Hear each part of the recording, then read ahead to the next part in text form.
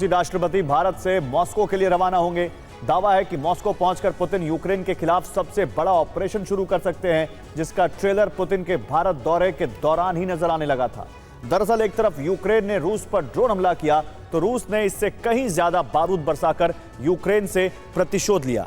यानी एक तरफ भारत में पुतिन मोदी से वार्ता कर रहे थे तो वही दूसरी तरफ यूक्रेन में भीषण तबाही मच रही थी, जो पुतिन के राष्ट्रपति ने शांति की बात जरूर की, लेकिन इससे 48 घंटे पहले ही पुतिन साफ कर चुके थे कि शांति के लिए रूस अपनी संप्रभुता से समझौता नहीं करेगा, और हुआ भी ठीक वैसा ही।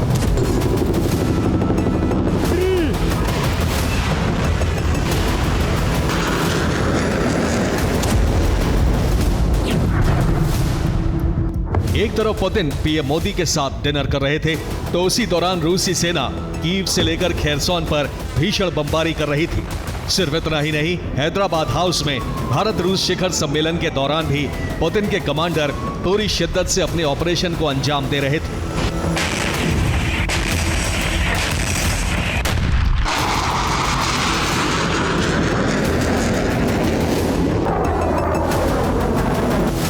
चार दिसंबर को रूसी राष्ट्रपति भारत पहुंचे, पीएम मोदी से मुलाकात की।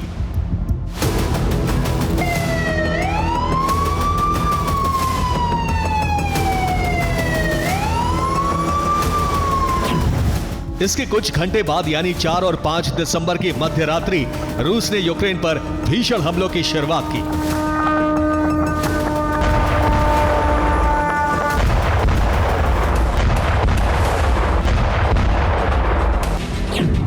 रूस ने यूक्रेन की राजधानी Kyiv, Kherson, Dnipropetrovsk, Zaporizhzhia, Kharkiv, Donetsk, Odesa और विनित्सिया को टारगेट किया। इस दौरान रूस ने करीब 230 ड्रोन दागे, वहीं 10 से ज्यादा मिसाइल हमले किए।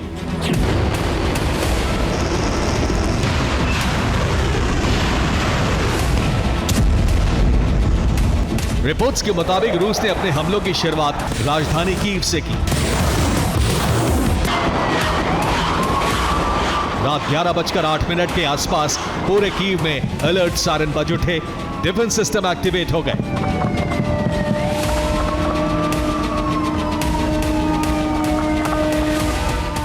करीब 22 मिनट बाद यानी 11:30 पर कीव में धमाके की आवाज सुनाई देने लगी। शहर के अलग अलग हिस्सों में जबरदस्त विस्फोट देखे गए। ओडेसा में रूस ने पावर स्टेशंस को टारगेट किया। हमले में 2 बिजली सब स्टेशन तबाह हो गए। ज़ेलेंस्की के गृह राज्य क्रीवी रीह को भी रूसी सेना ने निशाना बनाया। यहां इस्कंदर मिसाइलों से हमले किए गए। दावा है कि क्रीवी रीह में एक मिलिट्री फैसिलिटी को तबाह कर दिया गया। वहीं एक सरकारी इमारत को भी नुकसान पहुंचा है। खार्किव में रूस ने ड्रोन ट्रेनिंग सेंटर को तबाह कर दिया। यहां मौजूद करीब 19 यूक्रेनी सैनिकों की मौत हो गई। दावा है कि रूस ने सबसे बड़ा हमला खेरसोन पर किया। रूसी ड्रोन यहां एक मैटरनिटी अस्पताल से टकराए, जिसके बाद अस्पताल का एक बड़ा हिस्सा क्षतिग्रस्त हो गया।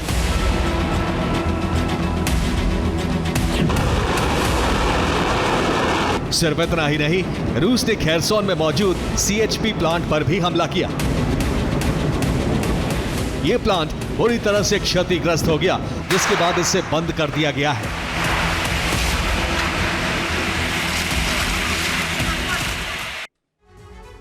तो रूस ने खेरसोन में जिस सीएचपी प्लांट को टारगेट किया वो यूक्रेन के लिए बेहद अहम है। इस प्लांट से खेरसोन की बिजली और थर्मल ऊर्जा यानी गर्म पानी और भाप की आपूर्ति होती है। यह प्लांट खेरसोन के सेंट्रलाइज हीटिंग सिस्टम से जुड़ा हुआ है, सीएचपी। और इसके अलावा प्लांट करीब 470 इमारतों से पाइप के जरिए कनेक्ट है। सर्दियों के मौसम में इस प्लांट से शहर की जरूरत का गर्म पानी और गैस की आपूर्ति होती है, जिसमें स्कूल शामिल हैं, अपार्टमेंट्स हैं, चर्च हैं, फैक्ट्रियां हैं, होटल हैं, प्रशासनिक इमारत हैं, जिनको गैस और पानी की सप्लाई की जाती है। रूसी हमलों के बाद प्लांट पूरी तरह से बंद हो चुका है और इसका असर करीब 40,500 लोगों पर पड़ रहा है। अगर सर्दियों से पहले प्लांट को दोबारा शुरू नहीं किया जाता तो कड़ाके की ठंड के बीच खेरसोन के इस हिस्से में रहना बेहद मुश्किल हो जाएगा। इस टीम में पुतिन के सबसे करीबी 11 लोग शामिल हैं। वो स्पेशल 11 जिन पर रूसी राष्ट्रपति आंख बंद कर भरोसा करते हैं। 48 घंटे पहले हमने सुपर प्राइम टाइम की अपनी एक्सक्लूसिव रिपोर्ट में बताया था कि पुतिन ने स्पेशल 11 की एक टीम बनाई है और पुतिन के भारत रवाना होते ही इस टीम ने अपना काम शुरू कर दिया था।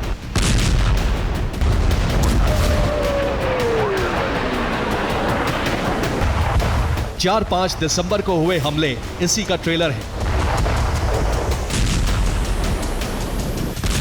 माना जा रहा है कि पुतिन के भारत से वापस मॉस्को पहुंचते ही ये टीम यूक्रेन के खिलाफ सबसे बड़ा ऑपरेशन शुरू कर देगी।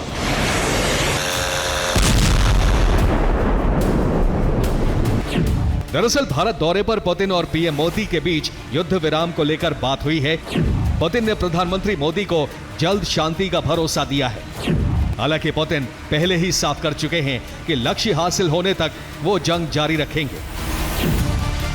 ऐसे में अब माना जा रहा है कि रूसी राष्ट्रपति भारत से लौटकर जल्द से जल्द अपने लक्ष्यों की प्राप्ति के लिए बड़ा अभियान शुरू कर सकते हैं।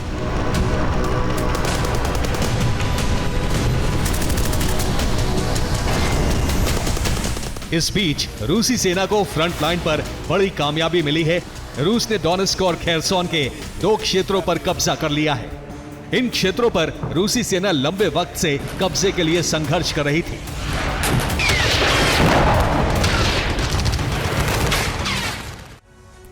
और पुतिन के भारत दौरे के दौरान रूस को फ्रंट लाइन पर जबरदस्त कामयाबी मिली है। रूस ने खेरसोन के वोवचांस्क पर कब्जा कर लिया है। यहां रूसी सेना 1 साल 7 महीने से जंग लड़ रही थी। इसके अलावा डोनेस्क के निकानोरिवका पर भी अब रूस का कंट्रोल है। यहां 3 महीने 20 दिन से भीषण जंग जारी थी। सिर्फ इतना ही नहीं, ज़पोरिजिया में भी रूस को बड़ी कामयाबी मिली है। रूस ने हुलई-पोले में यूक्रेन की फ्रंट लाइन को तोड़ दिया है। रूस यहां करीब 6 महीने से आगे बढ़ने की कोशिश कर रहा था।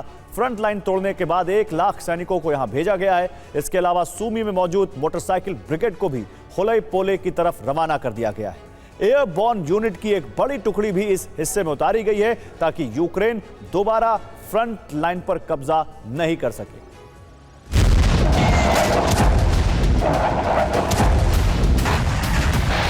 सिर्फ इतना ही नहीं, फ्रंट लाइन के कई दूसरे हिस्सों में भी रूसी सेना आक्रामक है और भीषण हमले कर रही है।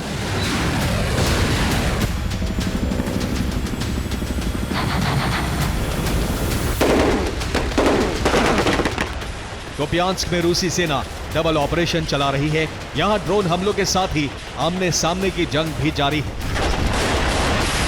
सूमी की फ्रंट लाइन पर भी रूस आक्रामक है। यहां यूक्रेन को बड़ा नुकसान पहुंचा है। हमलों में यूक्रेन के कई टैंक और बख्तरबंद वाहन तबाह हो गए। मिर्नोहराद में यूक्रेनी सैनिकों का सरेंडर जारी है। यहां बीते 72 घंटों में 100 से ज्यादा ज़ेलेंस्की के जवान आत्मसमर्पण कर चुके हैं। रिपोर्ट्स की माने तो रूस एक बार फिर उत्तरी यूक्रेन में बड़ा ऑपरेशन शुरू कर सकता है। यहां रूस का टारगेट चेर्निहिव होगा। दावा है कि रूस चेर्निहिव पर बड़े हमले की तैयारी में है। एयर अटैक के बाद चेर्निहिव में घुसपैठ की कोशिश होगी। रूसी बॉर्डर से लाखों सैनिक चेर्निहिव में घुस सकते हैं। पुतिन की भारत यात्रा के दौरान रूसी सेना के हमलों से साफ है, लक्ष्यों की प्राप्ति तक रूसी राष्ट्रपति रुकेंगे नहीं।